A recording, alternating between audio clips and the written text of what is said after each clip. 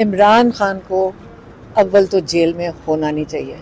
तो अगर आप सोचेंगे इसलिए रखा गया इमरान खान को क्योंकि कार्रवाइयाँ चला चला कर चलाना है कि कोर्ट की टेक्निकलिटीज़ आ गई हैं कि ये शायद यहाँ कोर्ट के अंदर केस भी नहीं लग सकता इस वक्त, या उनकी अपील सुनी जा सकती है कि नहीं, क्वेश्चन मार्क्स डाल रहे हैं ना कि आना भी चाहिए यहाँ पे नहीं। तो हम तो सारा कुछ नया नया सीख रहे हैं, हमने तो कभी इस तरह कोर्ट में बैठे नहीं, तो लग रहा है कि हम बड़ी जल्दी वकालत अपनी शुरू कर सकेंगे। लेकिन और हम क्या करें यहाँ पे, हम नई चीज़ें सीख रहे हैं, लेकिन इमरान खान को तो इनको छोड़ देना चाहिए।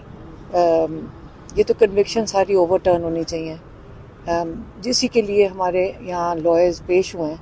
और आपने देखा था सलमान सफ्दर भी थे, अली ज़फ़र भी थे और साथ हामिद खान भी थे। आप सोचें कि ये अगर लॉयर बैठे हों और आप सोचें